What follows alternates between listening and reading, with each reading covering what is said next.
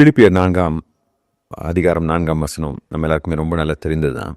4ஆம் அதிகாரம் 5ஆம் வசனம் ஒருவேளை நம்மளே அநேகர் மனப்பாடம் செய்யாத ஒரு வசனமாக இருக்கலாம். அந்த வசனத்தில் பவுல் கூறுகிறார், உங்கள் சாந்த குணம் எல்லா மனுஷருக்கும் தெரிந்திருப்பதாக கர்த்தர் சமீபமாய் இருக்கிறார். இப்போ 4ஆம் வசனத்தில் கர்த்தருக்குள் எப்பொழுதும் சந்தோஷமாக இருங்கள் என்று பவுல் கூறியது நம்முடைய உள்ளான மனம் மனிதனிலே காணப்படும் சந்தோஷம். அந்த வெளியில் நிறைய பேர் பார்க்க முடியாமல் போனாலும் நமக்குள்ளாக இருக்கின்ற ஒரு அமைதி, ஒரு குணம் அது. ஆனால் இப்போது நம்ம கர்த்தருக்குள்ளாக சந்தோஷமாக இருக்கிறோம், அதாவது இயேசு கிறிஸ்துவுக்குள்ளாக நம்ம இளைப்பாரி கொண்டு இருக்கிறோம் என்பதை எப்படி மனிதர் அறிந்து கொள்ள முடியும்? நம்முடைய சாந்த குணத்தின் மூலமாக. இப்போ இந்த சாந்த குணம் என்று பவுல் கூறும்போது பொறுமையாக இருக்க கற்றுக்கொள்ளுங்க, இல்லை என்றால் மன்னிக்க கற்றுக்கொள்ளுங்க, பழிக்கு பழி வாங்காமல் இருங்க, உங்களிடத்துல கடினமாக நடந்து கொள்கிற மனிதர்களிடத்துல நீங்கள் அன்பாக நடந்து கொள்ளுங்க. இதுதான் இந்த சாந்த குணம் என்ற வார்த்தையின் மூலமாக அவர் நமக்கு அறிவுறுத்த விரும்புவது.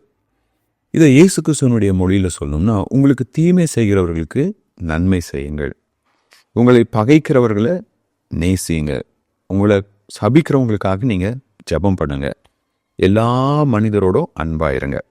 இயேசு கிறிஸ்து அந்த வார்த்தை இவர் இந்த சாந்த குணம் என்ற பதத்தின் மூலமாக விளக்குகிறார். இப்போ நான் ஒரு கிறிஸ்தவன் என்பது நான் எவ்வாறு சக மனிதர்களை நடத்துகிறேன் என்பதின் மூலமாக வெளிப்படுகிறது. அப்படி பவுல் சொல்லும்போது அவர் ஒரு காரியத்தை நினைவுபடுத்தார், கர்த்தர் சமீபமாக இருக்கிறார். ஏன்னா சில வேளைகளில் நமக்கு விரோதமாக தீமை செய்கிற மனிதர்கள், இல்லை நம்ம இடத்துல ரொம்ப கடினமாக நடந்து கொள்கிறவங்கள மன்னிக்கிறது, அவங்கள ஏற்றுக்கொள்வது, அவங்கள்ட்ட அன்பாக இருக்கிறதுங்கிறது இயற்கையாக வர்றது கிடையாது. அது ரொம்ப கடினமான ஒரு காரியம். ஆனால் இயேசு கிறிஸ்து மீண்டும் வரப்போகிறார்.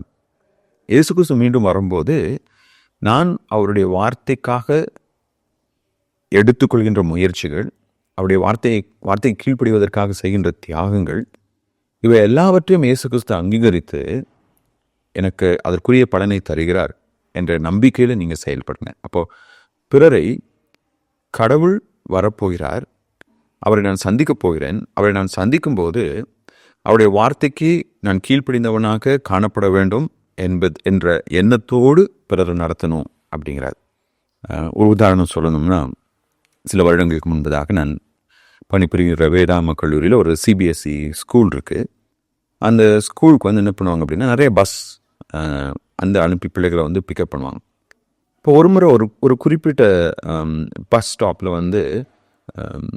ஒரு பேரண்ட் வரத்துக்கு லேட் ஆயிடுச்சு.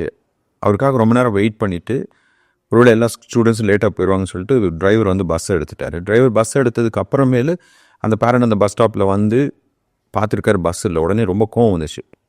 வேகமாக பைக்கை ஓட்டிகிட்டு பஸ்ஸுக்கு முன்னாடி தடுத்து நிறுத்தினோடனே பஸ் டிரைவர் அவர் மேலே வண்டி இடிக்கக்கூடாதுன்னு சொல்லி சடன் பிரேக் போட்டு அங்கே ஒரு அமைதி இல்லாத ஒரு சூழ்நிலை உருவாயிடுச்சு. உடனே அந்த பேரண்ட் ஆவுன்னு சத்தம் போடவும் அங்கேருந்த பொதுமக்கள்லாம் கூடி பஸ்ஸை என்ன பண்ணிட்டாங்க அப்படின்னா, ரொம்ப வேகமாக ஓட்டிகிட்டு வந்தார், அலட்சியமாக ஓட்டிகிட்டு வந்தாருன்னு சொல்லிட்டு ஆர்டிஓ ஆஃபீஸில் பிடிச்சிட்டு போயிட்டாங்க. ஆனால் இந்த சம்பவத்தில் பார்த்தீங்க அப்படின்னா, அந்த பஸ் டிரைவர் மேலே பெரிய தவறு இல்லை. அந்த பேரண்ட் அப்படி ஒரு சுச்சுவேஷன் க்ரியேட் பண்ணார். அப்போ உடனடியாக ஸ்கூல் மேனேஜ்மெண்ட்டில் என்ன சொன்னாங்கன்னா, சரி இனிமேல் அந்த ஸ்டாப்புக்கு நம்ம பஸ் அனுப்ப வேணாம், அந்த குறிப்பிட்ட பஸ் ஆர்டிஓ ஆஃபீஸில் இருக்குது, அதை ரிலீஸ் பண்ணுறதுக்கு 1 நாள் 2 நாள் ஆகும். ஸோ அதனால் இந்த 2 நாள் பேரண்ட்ஸ் எல்லாருமே அவங்க பிள்ளைகளை கொண்டு ஸ்கூலில் ட்ராப் பண்ணட்டும். அது ஆல்மோஸ்ட் ஒரு 9 கிலோமீட்டர்ஸ் ஸ்கூல்லேருந்து. அப்போ தான் அவங்களுக்கு நம்முடைய கஷ்டம் தெரியும் அப்படின்னு சொல்லி பிரின்சிபல் மற்ற ஸ்டாஃப்லாம் சொன்னபோது, எங்கள் கல்லூரியினுடைய பிரசிடெண்ட், அவர் தான் ஸ்கூலினுடைய கரஸ்பாண்டோ, அவர் சொன்னார், இல்லை நம்ம அடுத்த வருஷத்துக்காக ஒரு புது பஸ் வாங்கியிருக்கோம், அந்த பஸ்ஸை ரெஜிஸ்டர் பண்ணியாச்சு, நம்ம அடுத்த வருஷம் தான் அதை நம்ம யூஸ் பண்ண போகிறோம், அந்த புது பஸ்ஸை நாளைக்கு அந்த பஸ் ஸ்டாப்புக்கு நீங்கள் அனுப்பிச்சி வைக்கணும். அதை அனுப்பிச்சி வச்ச போது என்னாச்சுன்னா, அந்த ஸ்டாப்பில் அந்த பேரண்ட்ஸில் நிறைய பேர் ஸ்கூலில் ஒருவேளை இனிமேல் எங்கள் பஸ் ஸ்டாப்புக்கு நீங்கள் பஸ் அனுப்ப மாட்டீங்கன்னு நாங்கள் பயந்தோம், பட் நீங்கள் ஒரு புது பஸ் எங்களுக்கு அனுப்பிச்சிருக்கீங்க, we are very thankful to you என்று அவர்கள் சொன்னார்கள்.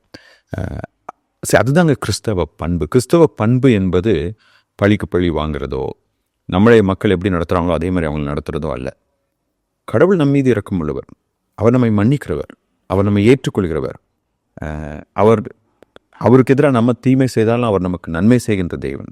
அஃப்கோர்ஸ் நம்ம பாவம் பண்ணுறப்ப அவர் நம்மளை சிச்சிக்கிறாரு. அந்த சிச்சையும் கூட நம்முடைய நலனுக்காக தான் அதை செய்கிறாரே தவிர, என்னை அப்படியே விட்டு நான் நரகத்தில் போனாலும் கடவுளுக்கு பெரும் நஷ்டம் எதுவுமே கிடையாது.